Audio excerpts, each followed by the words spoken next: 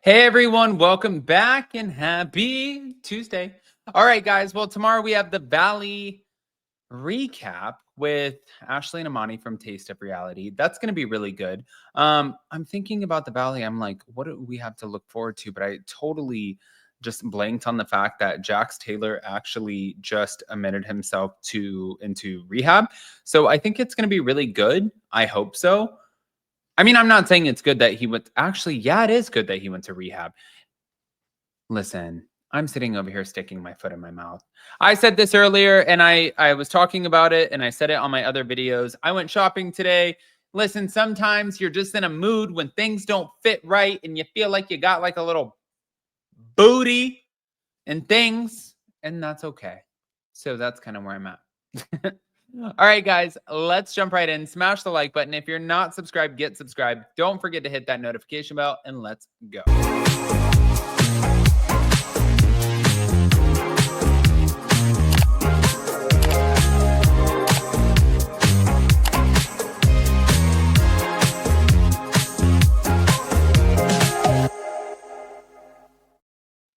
All right, guys. So I was not actually really expecting this, but okay. Erika Jayne. What? You guys know that she has kind of had a very, I mean, controversial time, I guess, the last few seasons. I'm trying to figure out like the best politically correct way to say this. She's been subject to a lot of big media titles. How do I say this without getting in trouble? She's just been a shit show. You know what? Honestly, I don't even care. You know what? You know when I'm going to care? I'm going to care when I can fit back into a size 30. But right now, I don't care. So now she's being scrutinized again. And no, don't tell me to go on Ozempic. I'm not doing that. But now she's being scrutinized again because Ronald Richards, who we've had on the show before, is coming out with more details and things that he feels about her, which is obviously going to create more speculation. And that's exactly where we're at. So here we go. Now, apparently, based off of what the conversation has been, Ronald Richards shared that there were signs that Erika might be having money issues, especially throughout this $24 million lawsuit and legal battle with not only everyone else, but the designer, Marco. And now details are being revealed. So, as far as the mounting legal expenses, she's reportedly facing financial difficulties as she prepares for a $24 million lawsuit trial filed by Tom Girardi's bankruptcy trustee. She doesn't have $24 million to give, so I don't even understand. But she faces a potential $300,000 judgment. Now, Ronald Richards, who's not currently involved in any of Erika's cases, noted that there are several indicators of financial strain. One is failure to file a reply brief for her appeal in the Christopher complaint, which is uncommon. Another one is facing an imminent default in Florida due to missed legal deadlines. And another one is lack of response from her attorney when questioned about these issues, suggesting potential non-payment. So there are multiple lawsuits. She's also being sued for $18 million by a man named Christopher, who alleges that she falsely accused him of making nearly $800,000 in fraudulent charges to her credit card.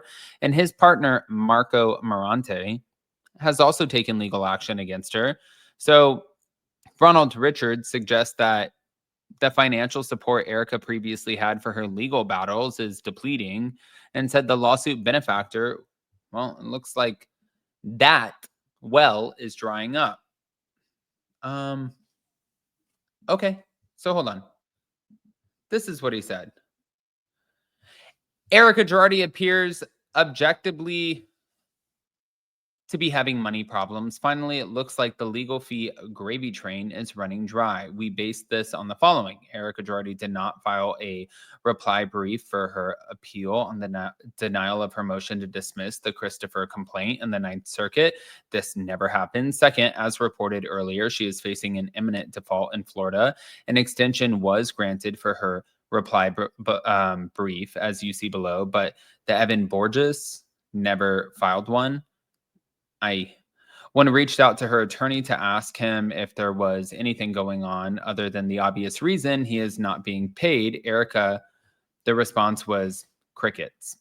The multiple legal actions and price tag have now caught up with her. The lawsuit benefactor, well, looks like it's becoming dry. An order filed, the motion docket entry number 30 for an extension of time to file the reply brief is granted. So the optional reply brief is due February 18, 2025. And this doesn't stop. To facilitate timely submission of cases for decision, no further motions for extensions of time to file the reply brief will be granted absent extraordinary and compelling circumstances. If the reply brief is not filed by February 18, 2025, the case may be submitted on the briefs already on file. So, okay. Jesus Christ, like it just doesn't end. All right.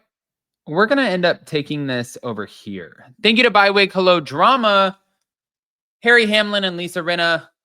Thank you for sharing this story. And also, I think that so many people need to be aware of shit like this. From the hospital, and we had hired a baby nurse from Ireland, and she had a thick She made accent. us go and buy her so much food. I remember that she had a list of all the kinds of all the teas Irishy things that she needed. Like we spent a lot on Irish stuff, Irish food, Irish tea, Irish drinks, Irish this, Irish that. We get home, and we've set up the room for her, the nursery for her, and we've got a changing table. Well, the nursery is for Delilah and for us, but she happened to be in there, so we didn't set it up for her. She just was going to live in there while she was there. We set the room up for Delilah, not for the nurse. But so it was all set up, and I'll never forget, she was in with the baby, in with Delilah, and at the changing table, and I walked into the room, and there this woman had Delilah in her hands, with her hands and just under her home from the hospital, and we had hired a baby a day old, like just home. Yeah, and she's shaking this newborn. And Delilah's crying, as babies do, and the nurse is shaking her, going, "Don't cry, don't cry, don't cry, don't cry," with an Irish accent. And she's shaking the baby. And I went, "Excuse me, stop it." And she goes, "No, I don't want her to cry." And I said, "You're fired." And you called her cab. I fired her on the spot. And called her cab. She demanded that we pay her the money the thousands of dollars that we're going to pay her. She said she wouldn't leave until we paid her. It was $6,000. I'll never forget it. $6,000. And she was there for less than an hour.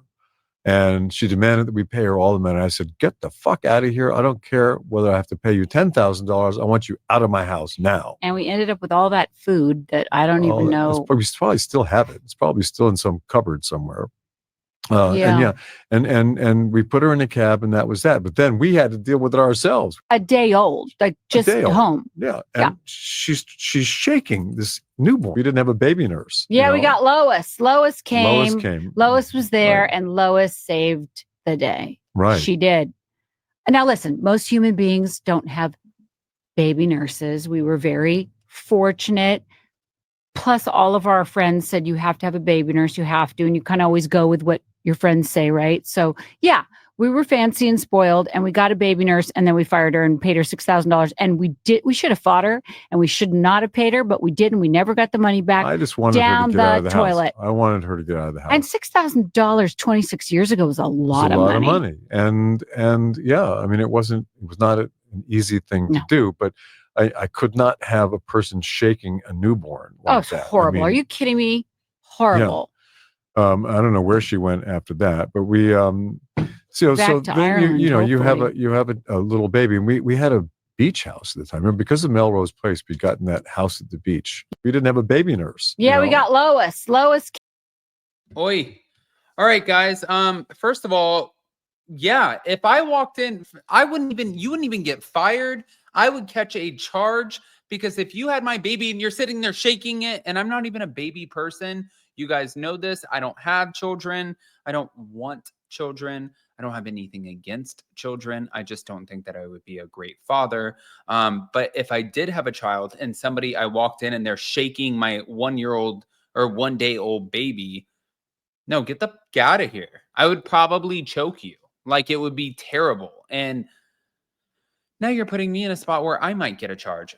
That's terrible. All right. I want to hear what you guys think. Guys, pop off in the comment section, please. If you're not subscribed, get subscribed. Don't forget to hit that notification bell. And also, I did want to share with you guys, we are giving away 3 through our collaborator, roseforever.com. 3 bouquets to 3 lucky winners. All you have to do, it's not us asking you to pay for anything. You just have to go to upandadamlive.com and join our email list. And once you do, we are going to let them or Jason or whoever pick 3 lucky winners. And then you get to go to roseforever.com and pick whatever bouquet you want. Doesn't matter how cheap, how expensive, they're going to honor it. So that's what I love about them. And I love roseforever.com. Now, on top of that, if you guys don't want to wait, Rose Forever gave us a discount code on top of their Mother's Day sale that they're already running. And it's UP capital 20 for $20 off of the already discounted products that they're giving you. So check it out. I'll leave all of that in the description. I love you guys. We'll see you so very soon, and bye.